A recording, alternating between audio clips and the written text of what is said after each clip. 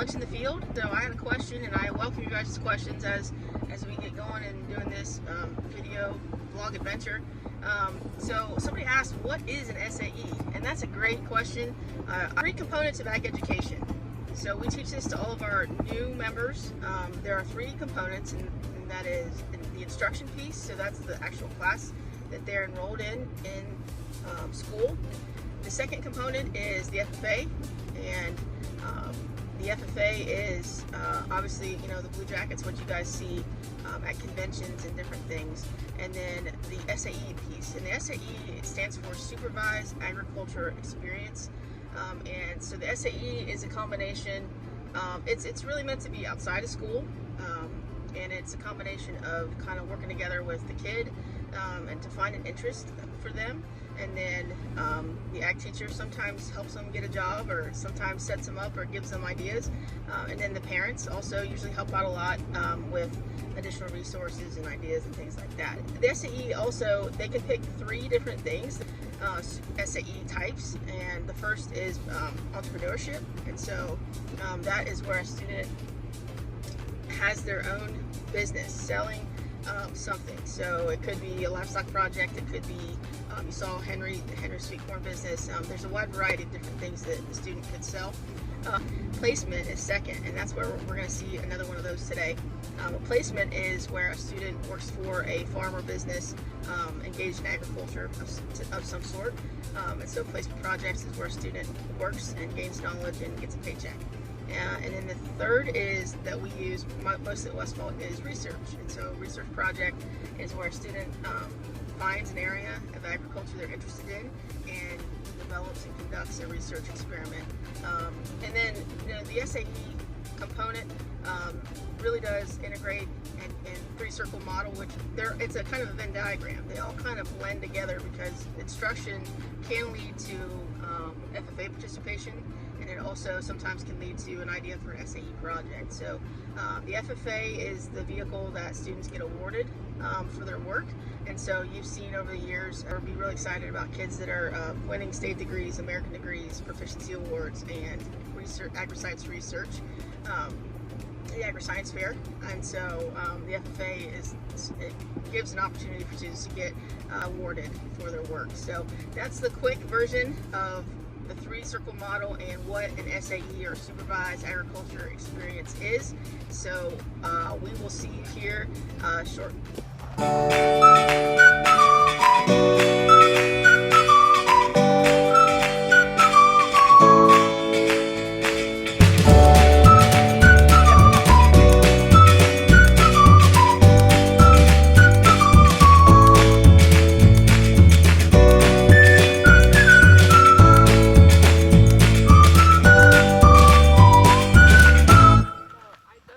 Alright guys, welcome back to the second edition of Lunch in the Field, and with me today we are at our farm, or Darby Creek Fields and Flowers, and our farm.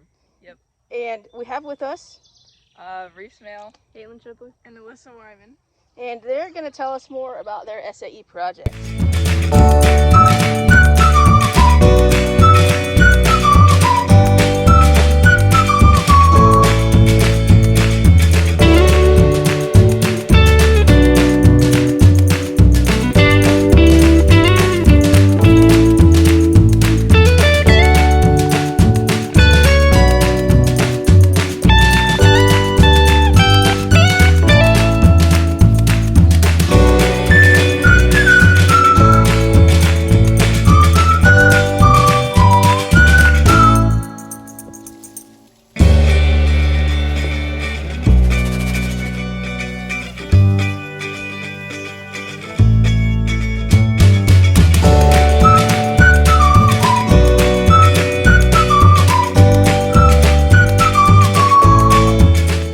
What is your SAE, guys? What do you do? So our SAE here is we help customers pick out flowers, and we'll separate flowers. Like during springtime, we'll separate them, fertilize them, pick out all the weeds and stuff, and then we'll go through, and during the summertime when we sell them, we'll help customers buy them, and we'll also help dig up these hostas too. Yeah, so you already mentioned a little bit of job duties. Caitlin, why don't you expand on that, and like from the spring to now, What are some of the different activities you guys have been doing?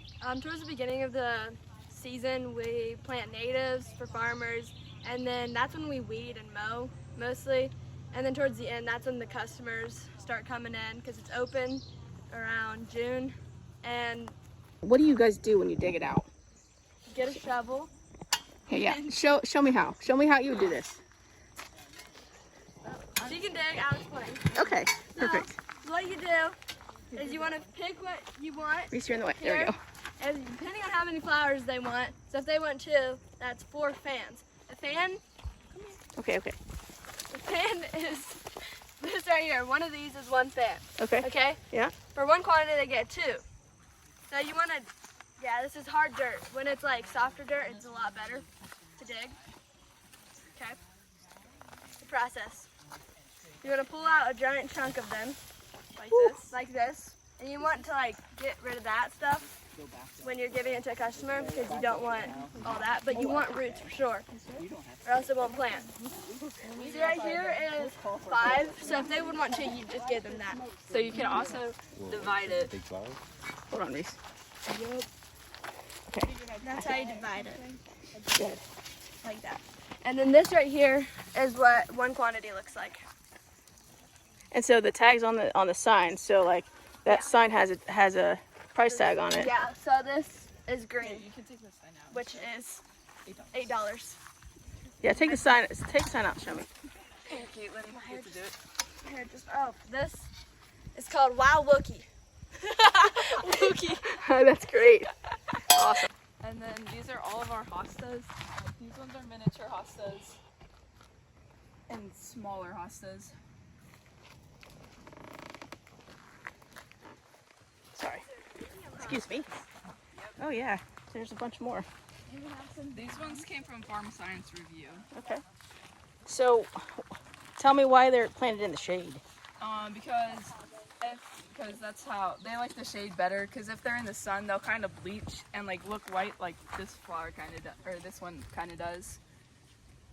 And there's some up at our old house that are like bleach that don't look too good. Gotcha. Tell me about the pollinator things that you do on your farm.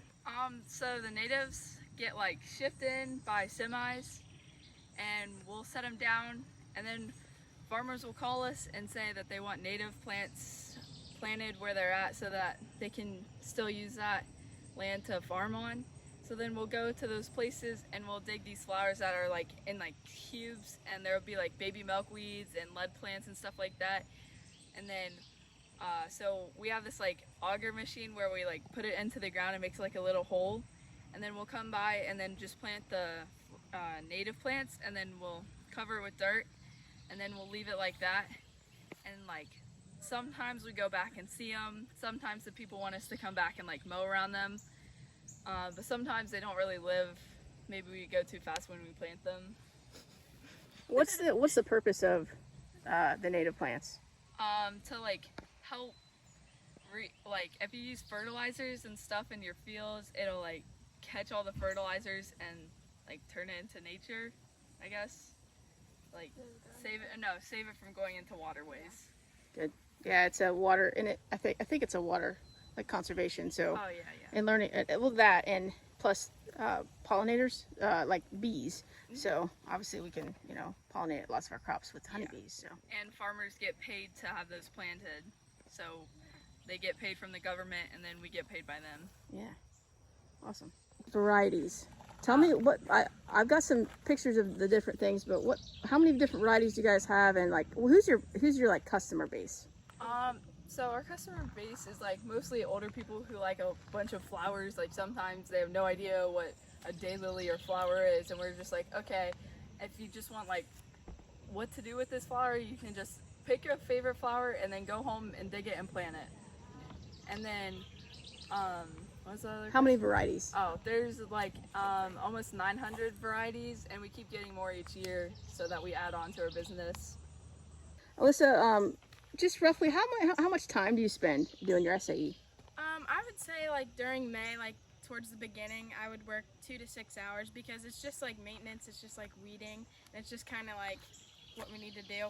And also natives too. So that can go from like 2 to 4 hours typically. And then whenever we open, I would say probably like 18 hours a week, maybe like 4 to 6 hours a day. And I think I've probably worked like, 70 to 100 hours so far. So yeah. This is mare's tail, and it's really important to get like all of it and try to get the roots out. I didn't do a very good job here, but because if you just like cut off the top of it, it'll grow back and it'll go really tall, and it can take up and invade your whole little row here. So it's really important to get it. So how often do you guys weed? During like May, before we open, I think we weed like, that's all we do. Yeah, really. Okay, Caitlin, show me what you got in your hand.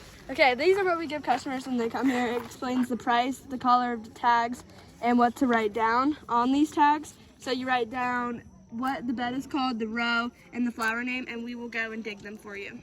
So they go figure out what they want, and then they come back up here and tell you guys what they want, and you dig them. They'll go down there, walk around the bays, write everything down, come up here. They'll find one of us, then we'll go down there, dig them up, and bring them to them. Or they could walk with us. Yeah, and sometimes they just write down the name of a flower, which is okay because we have books up here, and we search up the name and search up the places where they're at and the price of them. Gotcha. But Look, there's our be canna better lilies to- that we planted. What's that? Those are our canna lilies that we planted. We just took some dirt and we put it in a pot, and then we put the, what's it called? Seed? Bulb? We put the bulb in there, and then we cover it a little. I have one more question about daylilies because I really think I want to plant some. Like, when do they bloom? There's early bloomers, late bloomers, and just like normal time. So like right now, these are mostly all the later flowers because it's later in the season. And then there'll be some that actually bloom in August, like early August. And then there's some that bloom early June. So we had like 5 or 6 grow this year, like when our opening day was. Most of them don't grow or like don't bloom until like July, but like 10 of them did. Tell me what you've learned from your SAE project. I learned how to involve with customers better and how to start conversations while digging so it's not like awkward, just fill in the space. And then I learned how to divide flowers and hostas, because apparently you'll kill them if you don't divide them well. So I learned how to do that. If you need help, call me. I definitely divide hostas. What about like landscaping wise? Have you guys learned anything about like landscape design or like how to recommend to customers what they might want? Like yesterday I went and I helped this lady plant daylilies, and she had like this big huge clump of daylilies, so we cut them up into 6 different ones so that they could be spread out. And you want to plant them like in different places, like how it's not in a row like right here, but it's like different in opposite places. It looks better in the landscape. And something else? Yeah, and for landscape we also learned for the hostas, you want to put them towards the side of your house, so that way the shade, so it's not completely in the sun the entire time. Yeah. Very good. How, if a student wants to get started, whether it be in a placement project like this for Darby Creek Fields and Flowers, or they want to start their own business where they're doing this for other people, what may be some advice you have for them? Some advice I would say is reach out to families and friends that you know have local businesses that you may want to be a part of. And if you want to start your own business, maybe you could like ask people who you already know have businesses and ask them for advice and tips on how to get started and what they did to get started. One final thing, final pitch, Reese, for the farm. Yeah, just come out and see us. We have a whole bunch of varieties, like I said, like 900 varieties. You can come get daylilies or just look around. You can also take pictures, but our season ends next week, so if you want to come next fast. week's our last week. Yep, come fast. All right, so if you, for your flower needs, go see Darby Creek Fields and Flowers. Let them dig up your flowers and make your garden and your yard pretty. All right, I wanted to spend just a moment saying thank you to Becky. And Becky, why don't you introduce yourself for everybody and then tell us a little bit more about the farm and any encouragement to come visit and see your flowers. Yeah, thanks. Well, thanks for coming out and talking to the girls today. They're great help. And the flower farm is open from mid-June to the end of July when the flowers are blooming. And then here at the farm, we do have a seed business and we also have a gravel business too. So we stay busy all year round here. So it's fantastic. And thanks, and go Mustangs. All right, thank you very much.